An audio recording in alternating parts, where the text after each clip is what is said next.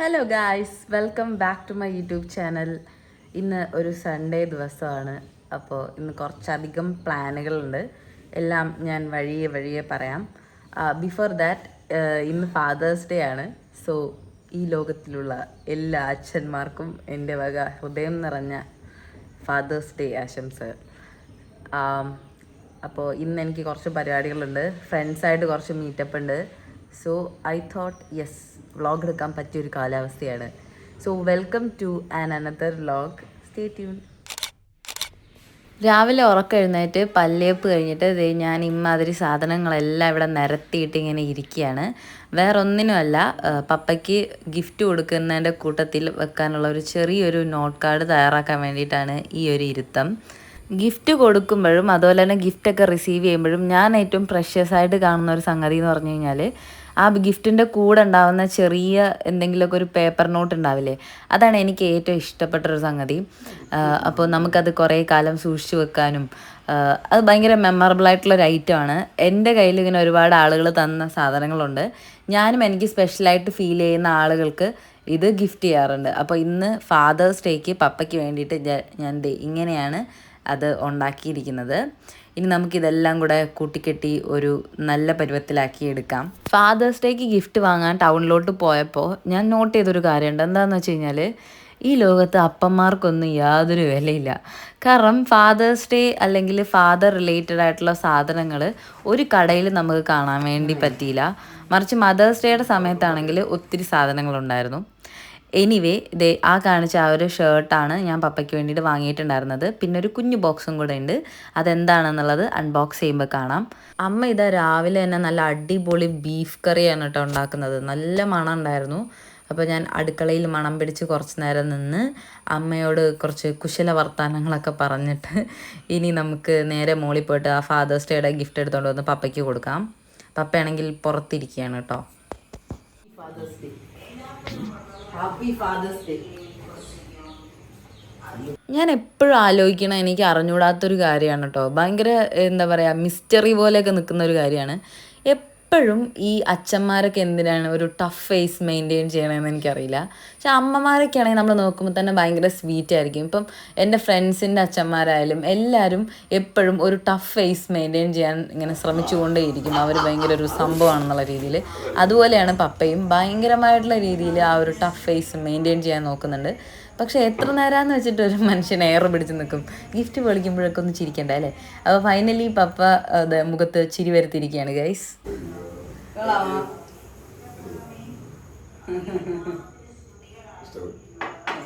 ഷർട്ടിൻ്റെ കൂടെ ഒരു കുഞ്ഞു ബോക്സ് ഉണ്ടെന്ന് ഞാൻ പറഞ്ഞിട്ടുണ്ടായിരുന്നില്ലേ? ഇതായിരുന്നു ആ ബോക്സിലുണ്ടായിരുന്നത്. ഒരു കോഫി കപ്പ്. അതാണ് ഞാൻ പപ്പയ്ക്ക് വേണ്ടിയിട്ട് വാങ്ങിയിട്ടുണ്ടായിരുന്നത്. എൻ്റെ ആഗ്രഹം എന്ന് പറഞ്ഞു കഴിഞ്ഞാൽ, ഈ ഫാദേഴ്സ് ഡേ എന്നൊക്കെ എഴുതിയ happy father's day, my dad എന്നൊക്കെ എഴുതിയിട്ട് ഒരു മീശയൊക്കെ വെച്ചിട്ടുള്ള ഒരു പ്രിൻ്റുള്ള കപ്പൊക്കെ ഉണ്ടാവില്ലേ നമ്മൾ ഓൺലൈനിൽ കാണുന്നത്, അങ്ങനത്തെ ഒന്നും ഈ കടകളിൽ അവൈലബിൾ അല്ലായിരുന്നു. അതാണ് ഞാൻ പറഞ്ഞത്, ഫാദേഴ്സ് ഡേ റിലേറ്റഡ് ആയിട്ടുള്ള ഒരു സാധനങ്ങളും ഒരു കടകളിൽ നമുക്ക് കാണാൻ വേണ്ടി പറ്റില്ല.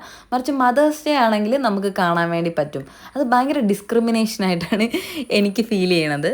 പപ്പതേ ഞാൻ എഴുതിയ ആ ഒരു നോട്ട് കാർഡ് വളരെ സസൂക്ഷ്മം വായിച്ച് മനസ്സിലാക്കുകയാണ്. എന്തിനാണോ എന്തോ.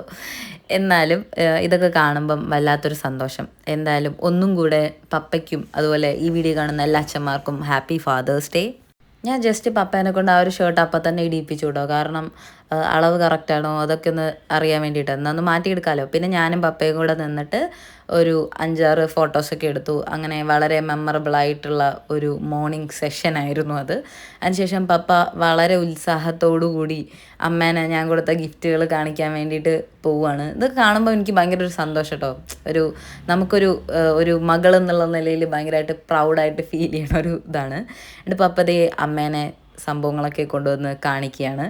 കപ്പിൻ്റെ വലിപ്പം കണ്ട് അമ്മ ചെറുതായിട്ടൊന്ന് ഞെട്ടിട്ടോ. ഇത്രയും വലിയ കപ്പിൻ്റെ ആവശ്യം പപ്പയ്ക്ക് ഉണ്ടോ എന്നാണ് അമ്മ ആലോചിച്ചത്.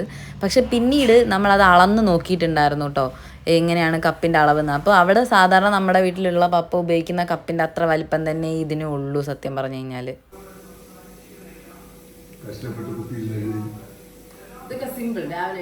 യെസ്, അപ്പോൾ നമ്മൾ ഫാദേഴ്സ് ഡേക്ക് പപ്പയ്ക്ക് ചെറിയൊരു ഗിഫ്റ്റ് കൊടുത്തിട്ട് സർപ്രൈസ് ആക്കിയിട്ടുണ്ട്. ആൻഡ് ഞാൻ പറഞ്ഞില്ല ഇന്ന് കുറച്ച് പരിപാടികളുണ്ടെന്ന്. എൻ്റെ ബെസ്റ്റ് ഫ്രണ്ട് ഉണ്ട്, എൻ്റെ +1 തൊട്ടുള്ള ബെസ്റ്റ് ഫ്രണ്ടാണ് ഗിഫ്റ്റി. അവളുടെ കല്യാണം ഫിക്സ് ചെയ്തേക്കാണ് നെക്സ്റ്റ് മന്ത്. അപ്പോൾ നമ്മുടെ സ്കൂളിൽ ഞങ്ങൾ ഫ്രണ്ട്സ് ചേർന്നിട്ടുള്ളൊരു ഗ്യാങ് ഉണ്ട്. അപ്പോൾ ഞങ്ങളെല്ലാവരും കൂടെ ചേർന്നിട്ട് ഇന്ന് കുറച്ച് ഡാൻസ് പ്രാക്ടീസും ഒരു മീറ്റപ്പൊക്കെ പ്ലാൻ ചെയ്തിരിക്കുകയാണ്. അപ്പോൾ അതിലൊരാൾ ബിൻസി, അവളുടെ ജിം ഉണ്ട് കേട്ടോ. അവൾ ജിം ട്രെയിനറാണ്, അവളുടെ സ്വന്തം ജിമ്മാണ്. ഞാൻ മുന്നേ വീഡിയോ ഒക്കെ ഇട്ടിട്ടുണ്ട്. പിന്നെ കൂടുതലും പുതിയ വ്യൂവേഴ്സ് ആയതുകൊണ്ട് അറിയുണ്ടാവില്ല. എനിവേ അപ്പോൾ അവളുടെ ജിമ്മിലാണ് ഇന്ന്. സൺഡേയും കൂടിയാണല്ലോ, അപ്പോൾ ജിം ഓഫ് ആയിരിക്കുമല്ലോ. സോ നമ്മൾ അവിടെയാണ് ഇന്ന് പ്രാക്ടീസും ഈ ഒരു ഗെറ്റ് ടുഗദറൊക്കെ പ്ലാൻ ചെയ്തിരിക്കുന്നത്. അപ്പോൾ 10 മണിക്ക് എത്താൻ പറഞ്ഞു. ഇപ്പം തന്നെ 9:30 കഴിഞ്ഞു. ഇനി ഞാൻ വേഗം ഡ്രസ്സ് ചെയ്തിട്ട് ബ്രേക്ക്ഫാസ്റ്റ് കഴിച്ചിട്ട് വേണം എനിക്ക് പോകാനായിട്ട്. അപ്പോൾ ബാക്കി വിശേഷങ്ങൾ പോണ വഴിക്ക് പറയാം. രാവിലെ ബ്രേക്ക്ഫാസ്റ്റിന് പുട്ടും ബീഫും ആയിരുന്നു കേട്ടോ. ഫുഡ് കണ്ടു കഴിഞ്ഞാൽ ഞാൻ വീഡിയോ എടുക്കണ കാര്യമൊക്കെ മറക്കും, എന്താണെന്ന് എനിക്കറിയില്ല. അപ്പോൾ തിന്ന് തീരാറായപ്പോഴാണ് ഞാൻ വീഡിയോ എടുത്തത്. ഈ വ്യക്തിയെ നിങ്ങൾക്ക് എവിടെയെങ്കിലും കണ്ട് പരിചയമുണ്ടോ? ചെറുതായിട്ട് മീശയും താടിയും ഒന്ന് എടുത്തു, അതുകൊണ്ട് അബി ഇപ്പം ക്യാമറയുടെ മുന്നിലൊക്കെ വരുന്നില്ല. എന്ത് ചെയ്യാനാ, ഭയങ്കര നാണമൊക്കെ ഇപ്പം. നമ്മുടെ വീട്ടിൽ വിരുന്നുകാരുണ്ട്. ഫ്ലോറൻസ് വലിയമ്മയും ലില്ലി വലിയമ്മയും അമ്മയുടെ ചേച്ചിമാരാണ് കേട്ടോ.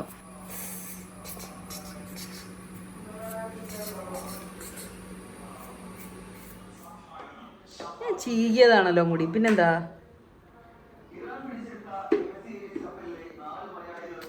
My outfit. ചെരുപ്പ് കാണിക്കാതിരിക്കുന്നു.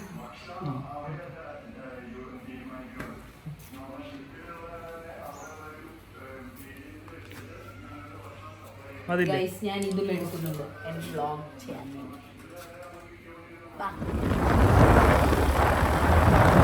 ഗിഫ്റ്റിയുടെ വീടും എൻ്റെ വീടും ഏകദേശം അടുത്തടുത്താണ് കേട്ടോ. ഏകദേശം എന്ന് പറഞ്ഞു കഴിഞ്ഞാൽ ഏകദേശം ഒരു 1/2 കിലോമീറ്റർ താഴെ മാത്രമേ ഡിസ്റ്റൻസ് ഉണ്ടാവുള്ളൂ. ഞാൻ കാണിച്ച ആ ഒരു സ്പോട്ടിലാണ് ഗിഫ്റ്റിയുടെ വീട്. പക്ഷെ ഞങ്ങൾ സ്കൂളിൽ പഠിച്ചുകൊണ്ടിരുന്ന, ഞങ്ങൾ ബെസ്റ്റ് ഫ്രണ്ടായി തുടങ്ങിയ സമയത്തൊക്കെ എൻ്റെ വീട് വേറൊരു സ്ഥലത്തായിരുന്നു. നമ്മൾ ഇങ്ങോട്ട് മാറിയിട്ട് ഇപ്പം ഏകദേശം ഒരു 2 കൊല്ലം ആവുന്നതേ ഉള്ളൂ. അപ്പോൾ ഗിഫ്റ്റി പക്ഷേ ഇപ്പം അവിടെ ഇല്ല. അവൾ പള്ളിയിൽ പോയിരിക്കുകയാണ്, ഞായറാഴ്ചയാണ്. പിന്നെ എനിക്ക് പള്ളിയിൽ പോകുന്ന ശീലമൊന്നും ഇല്ലാത്തതുകൊണ്ട് ഞാൻ ഡയറക്റ്റ് ജിമ്മിലേക്ക് പോവാണ്. അവൾ പള്ളിയിൽ കുർബാനയൊക്കെ കഴിഞ്ഞിട്ട് നേരെ ജിമ്മിലേക്ക് വരാം എന്നാണ് പറഞ്ഞിരിക്കുന്നത്. എന്നെ അബിയാണ് കേട്ടോ ഡ്രോപ്പ് ചെയ്യണത്. VP മോളിലാണ് ബിൻസിയുടെ ഈ ഒരു ജിം. അങ്ങനെ നമ്മളിതാ VP മോളിലെത്തി. അബി എന്നെ അവിടെ ഡ്രോപ്പ് ചെയ്തു. ഞാൻ ലിഫ്റ്റിൽ കയറി. ഞാൻ മുകളിലേക്ക് ഇങ്ങനെ ഉയരുകയാണ്. അബി താഴെ നിന്ന് ടാറ്റയൊക്കെ പറയുന്നുണ്ട്. ഇതെന്താ ദൃക്സാക്ഷി വിവരണോ? എനിവേ, ഇതാണ് നമ്മുടെ ബിൻസിയുടെ gym. Be fit real fit. VP മോളിലാണ്, ലേഡീസ് ഓൺലി ആണ്. താല്പര്യമുള്ളവർക്ക് പോയി ജോയിൻ ചെയ്യാവുന്നതാണ്. Okay darling. അബി താഴാക്കിയിട്ട് പോയി. നമ്മുടെ ഈ ഒരു ഗ്യാങ്ങിൽ മൊത്തം 5 പേരാണിട്ടുള്ളത്. അതിൽ ആദ്യം കല്യാണം കഴിഞ്ഞത് മേജുവിൻ്റെയാണ്. അപ്പോൾ അവൾക്ക് 2 പിള്ളേരാണുള്ളത്. ട്വിൻസ് ആണ് കേട്ടോ. അപ്പോൾ ഇത് ഇല്ലു എന്നാണ് മറ്റവൻ്റെ പേര്. അവനെ കൊണ്ടുവന്നിട്ടില്ല. അതെന്തായാലും നന്നായി, കാരണം ഇവനെ കൊണ്ട് തന്നെ ഞങ്ങൾ പൊറുതി മുട്ടിയിട്ടുണ്ടായിരുന്നു.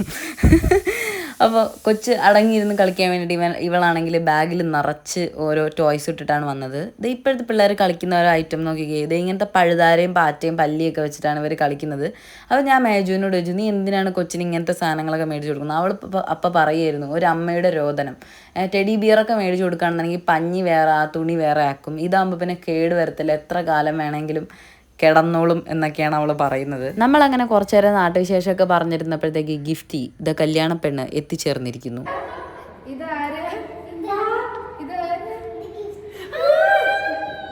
എടി അതിന് ഗിഫ്റ്റിന്റെ പേര് മാത്രം, എന്നെ കുറെ നേരം അടി ഗിഫ്റ്റിന്ന് വിളിക്കുക.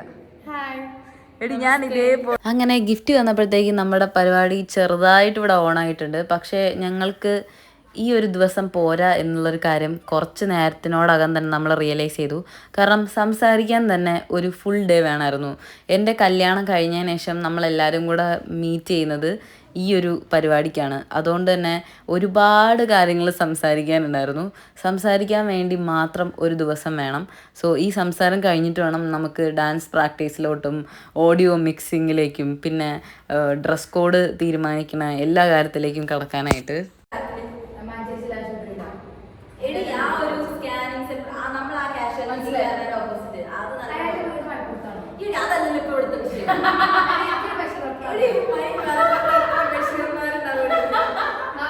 സത്യം പറയുകയാണെങ്കിൽ നമ്മുടെ ഈ ഒരു ഫ്രണ്ട്ഷിപ്പ് ഏകദേശം ഒരു 13 കൊല്ലത്തോളമായി. 13 കൊല്ലം കഴിഞ്ഞു, 14ാമത്തെ കൊല്ലത്തിലോട്ട് കടക്കുകയാണ്.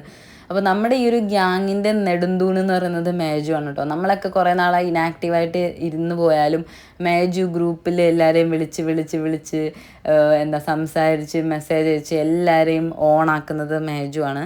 അപ്പോൾ ഈ ഒരു ഗ്യാങ് ഇത്രയും കൊല്ലങ്ങൾ ഇങ്ങനെ പോകാനുള്ളൊരു ബിഗ് റീസൺ എന്ന് പറയുന്നത് മേജുവിൻ്റെ ആ ഒരു എഫേർട്ട് തന്നെയാണ്. ഒരു ഫാമിലി ലൈഫിൻ്റെ ഇടയിലും അവൾ ഇതിനൊക്കെ സമയം കണ്ടെത്തുന്നു എന്നുള്ളതാണ് ഇതിൻ്റെ ഏറ്റവും വലിയൊരു ഹൈലൈറ്റ്. അതായത് 12, 13, 15 3 ദിവസം നമ്മുടെ പരിപാടിയല്ല.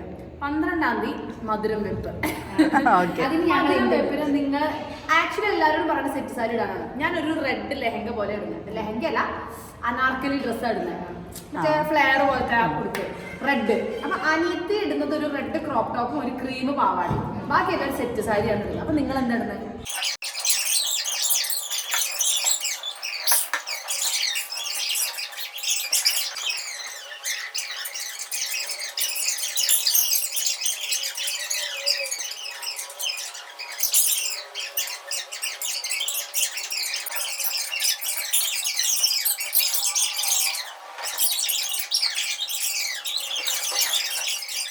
എത്ര നേരം അവിടെ ഇരുന്ന് വർത്താനം പറഞ്ഞതെന്ന് യാതൊരു കൈയും കണക്കില്ല. അപ്പോഴത്തേക്ക് നമ്മുടെ ബിൻസി ഇവിടെ എത്തിച്ചേർന്നിട്ടുണ്ട്. ഇനിയെങ്കിലും നമുക്ക് സീരിയസ് ആയിട്ട് നമ്മുടെ അജണ്ട, ഇന്നത്തെ ഒരു മീറ്റിങ്ങിൻ്റെ ഒരു അജണ്ടയിലേക്ക് കടക്കണമെന്നാണ് ഞങ്ങൾ വിചാരിക്കുന്നത്. എന്തായാലും നമുക്ക് നോക്കാം.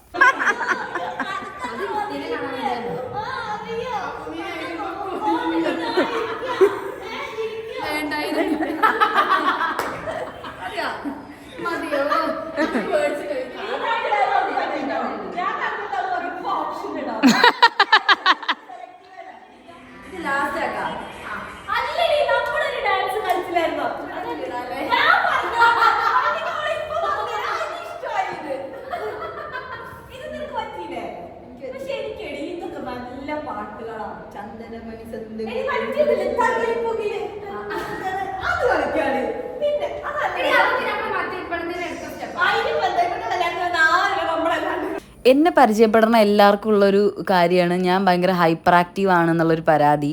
പക്ഷേ എൻ്റെ ഫ്രണ്ട്സിനെ നോക്കൂ, ഞങ്ങളെല്ലാവരും പൊതുവെ ഹൈപ്പർ ആക്റ്റീവ് ആയിട്ടുള്ള ആളുകളാണ്. ഞങ്ങൾ മാത്രമല്ല, ഞങ്ങളുടെ ആ ഒരു ബാച്ച്, ആ ഒരു സമയത്ത് ഞങ്ങളുടെ ആ സ്കൂളിൽ ഉണ്ടായിരുന്ന ആ ഒരു ബാച്ച് മൊത്തം കുറച്ച് ഹൈപ്പർ ആക്റ്റീവ് ആയിട്ടുള്ള ആളുകളാണ്. ഞാൻ ഗേൾസ് ഓൺലി സ്കൂളിലാണ് പഠിച്ചത്, മലപ്പുറത്ത്. അപ്പോൾ ഞങ്ങളുടെ ആ ഗേൾസ് മൊത്തം കുറച്ച് ഹൈപ്പർ ആക്റ്റീവ് ആയിട്ടുള്ള ആളുകളായിരുന്നു. ഇതിലൊരു കോമഡി എന്താണെന്ന് വെച്ച് കഴിഞ്ഞാൽ ഞാനും ഗിഫ്റ്റിയും മാത്രമാണ് സയൻസ് സ്ട്രീം എന്നുള്ളത്.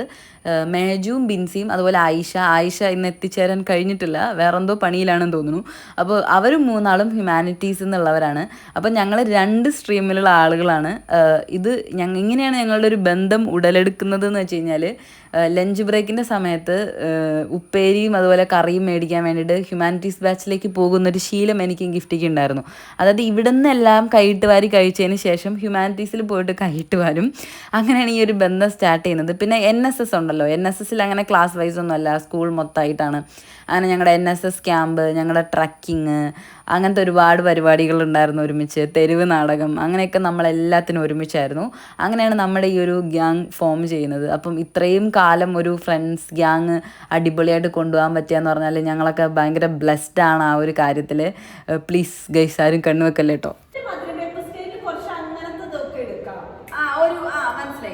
ഇപ്പം ഉച്ചയായി കേട്ടോ. ഉച്ച എന്ന് പറഞ്ഞാൽ ഏകദേശം ഒരു 1:30-2 മണിയായി. നമ്മൾ ഇത്രയും നേരമായിട്ട് കാര്യമായിട്ടുള്ള ഒരു പരിപാടി ഇവിടെ ചെയ്തിട്ടില്ല. ഫുഡ് കഴിക്കാൻ സമയപ്പോൾ നമ്മൾ കറക്റ്റായിട്ട് ഫുഡ് ഇവിടെ ഓർഡർ ചെയ്തിട്ടുണ്ട്.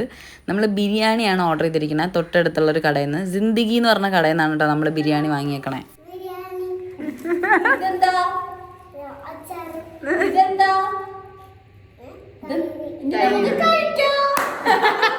ഡോറ ബുജി കല്യാണമായതുകൊണ്ട് ഡയറ്റ് ആണോ?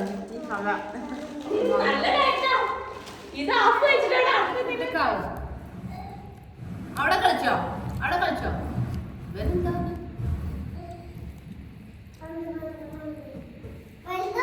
എങ്ങനെയുണ്ട്? ബാംഗ്ലൂരാണ് എറണാകുളത്താണോ എവിടെ പോയിട്ട് എനിക്ക് ഇവിടുത്തെ ബിരിയാണിയാണ് ഏറ്റവും കൂടുതൽ ഇഷ്ടം പറഞ്ഞ് നിങ്ങളൊരു ബ്ലോഗ് ചെയ്ത് ഞാൻ വേറെ ബിരിയാണി ആസിഫെ ആ ബിരിയാണിയുടെ വീഡിയോ ഞാൻ പറയാം അടിപൊളി. പക്ഷെ ഇവൾക്ക് ഇവിടുത്തെ സിന്ദഗിയിലെ ബിരിയാണിയാണ് ഏറ്റവും കൂടുതൽ ഇഷ്ടം.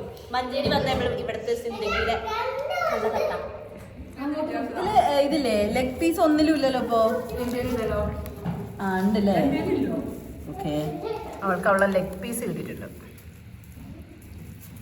come on, come to me. അവൻ എടുക്കാൻ വന്നോടി തെറ്റൻ. പിന്നെ പറഞ്ഞു കഴിച്ചു കണ്ടു തരാം.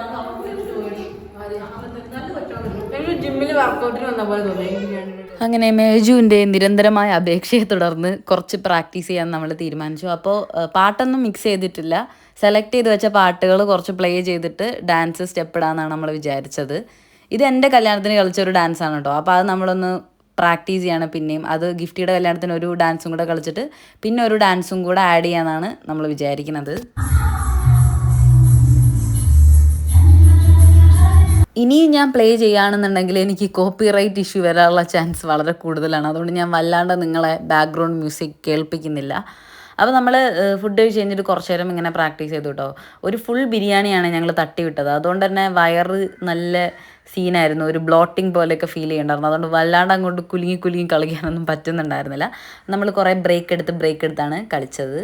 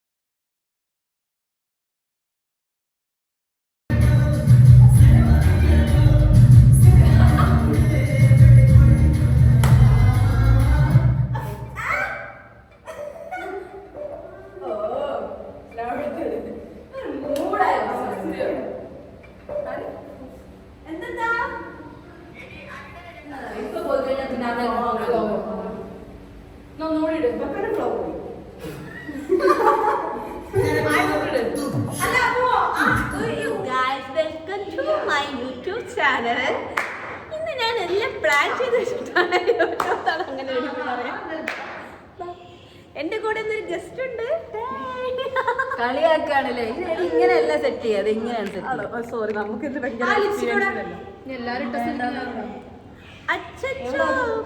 അവൾ ബാഗ്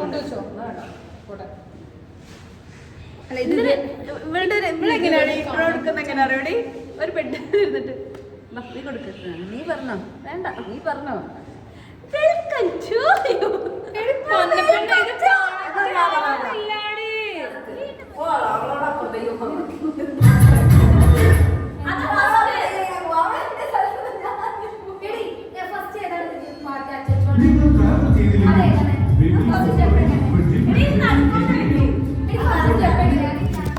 എന്തായാലും എല്ലാവരും കൂടെ ചേർന്നപ്പോൾ ഭയങ്കര ഫണ്ണായിട്ടുള്ള മൊമെൻറ്റ്സ് ആയിരുന്നു കേട്ടോ. ഞങ്ങളപ്പോൾ ഒരു 3-4 ഡാൻസിൻ്റെ കൊറിയോഗ്രാഫി ചെയ്ത് കഴിഞ്ഞു.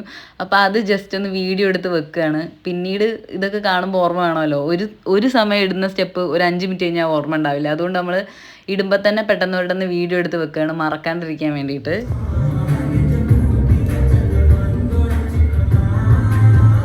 ഏകദേശം ഒരു 4:30 ആയപ്പോൾ തന്നെ മേജുവിൻ്റെ വീട്ടിൽ നിന്ന് വിളി വന്നു കേട്ടോ, പോകാൻ വേണ്ടിയിട്ട്. കാരണം ഒരു കുഞ്ഞും കൂടെ ഉണ്ടല്ലോ വീട്ടിൽ. അപ്പോൾ അവനാണെങ്കിൽ പോകുന്ന നേരത്ത് ഭയങ്കര ബഹളമായിരുന്നു. ആ വലിയ ബോളും കൊണ്ട് പോകണം എന്ന് പറഞ്ഞിട്ടായിരുന്നു ബഹളം. മേജുവിനെ സത്യം പറഞ്ഞാൽ നമ്മൾ കുഞ്ഞിലേ കണ്ടിട്ട് ഈ ഒരു അവസ്ഥയിൽ ഒരു അമ്മയായിട്ട് ഒരു കൊച്ചിനെയൊക്കെ സമാധാനിപ്പിച്ച് എടുത്തുകൊണ്ട് പോകുന്നത് കാണുമ്പോൾ സത്യം പറഞ്ഞാൽ ഭയങ്കര ചിരിയാണ് വരുന്നത് നമുക്ക്.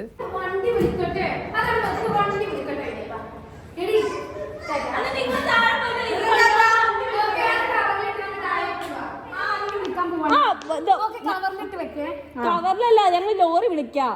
എന്നിട്ട് അതിൽ കൊണ്ടാ വലുതല്ലേ, ഒന്ന് ഗുഡ്സ് വിളിക്കാം. അങ്ങനെ റില്ലുവിനെയൊക്കെ നമ്മൾ സമാധാനിപ്പിച്ച് വീട്ടിലേക്ക് അയച്ചിട്ടുണ്ട്. ബോൾ കവറിൽ വരുമെന്ന് വിചാരിച്ചുകൊണ്ട് നിൽക്കുകയാണ് പാവം. ഇത് ഈ ഒരു ഹാളിലാണ് കേട്ടോ ഗിഫ്റ്റിയുടെ കല്യാണം നടക്കുന്നത്. ജിമ്മിൻ്റെ തൊട്ടടുത്ത് തന്നെയാണ്. ഹായ് ഗായ്സ്, ഇന്നത്തെ പരിപാടി കഴിഞ്ഞു അല്ലേ ബിൻസി? കഴിഞ്ഞു, ഓഫാക്കി. എന്താണ് കല്യാണം കഴിക്കാൻ പോകുമ്പോൾ ഒരു എക്സ്പീരിയൻസ്? ഒന്നും കഴിച്ചിട്ടില്ലല്ലോ. എന്ത് തോന്നുന്നു? എനിക്കാണ് തോന്നുന്നത് ഇവര് രണ്ടുപേരും കെട്ടിയല്ലോ എന്നൊക്കെ. എന്താ മാസങ്ങൾ മാത്രം. അടുത്ത മാസം 16-ാം തീയതി ഇവിടെ കെട്ട് കഴിഞ്ഞിരിക്കുന്നു. എനിക്ക് നിങ്ങളോടാ ചോദിക്കാനുള്ളത്. നീ കൊറേ ഇതില് പറയാനുണ്ട്. അതെ, എനിക്ക് ഇവരോടാ ചോദിക്കാണ്ട്. ഇവര് ഇത്ര ഇവിടുന്ന് കെട്ടും ഞാൻ വിചാരിച്ചിട്ടില്ല. അതുകൊണ്ട് ഇവർക്ക് എന്താ പറയാനുള്ളത്? പ്രായം 27 ആയതുകൊണ്ട് കെട്ടണം തോന്നി. പ്രായം കൊണ്ടാണ് നീ കെട്ടുന്നത്. നിനക്ക് കെട്ടാൻ പിന്നെ എന്തുകൊണ്ടാണ് പിന്നെ 18 വയസ്സിലും കെട്ടണം കെട്ടിയാ പോരായിരുന്നോ? അന്ന് നമുക്ക് റൂൾസിലില്ല. ഇപ്പോഴാണ് റൂൾസ് വന്നത്. അന്ന് 18 കെട്ടാം. നമുക്ക് 18 കെട്ടാടി. പക്ഷെ എനിക്ക് 27 ആയപ്പോഴാണ് കെട്ടാൻ തോന്നിയത്. എന്തുകൊണ്ട്? അതിപ്പോ 27 ആയപ്പോഴാണ് നമുക്ക് സെറ്റ് ആയത് ഒരു ചെക്കനാ. എനിക്ക് സെറ്റായി, പക്ഷെ കെട്ടാൻ കുറച്ച് വൈകി. ഇപ്പൊ നിനക്ക് കെട്ടിയിട്ട് എന്ത് തോന്നുന്നു? പ്രത്യേകിച്ച് ഒന്നും തോന്നുന്നില്ല. നല്ല രസമുണ്ട്. ഞാനും കെട്ടാ. ഞാനും കെട്ടാ. അല്ല, കെട്ടിയൊരു ഫീലില്ല. എനിക്ക് അല്ലേ കുറച്ച് സബ്സ്ക്രൈബേഴ്സ് ഉണ്ട്, അതോടെ ഉണ്ടായിക്കോട്ടെ. ഞങ്ങൾ കൊള്ളാം. കുറച്ച്, കൊറേ ഒന്നുമില്ല, കുറച്ച് ഭംഗിയുണ്ട് നമ്മളെ കാണാനില്ലേ, അതുകൊണ്ടാണ്. അതെ. Bye guys. Bye bye. Nice time. ഈ മര്യാദക്കുള്ള വഴി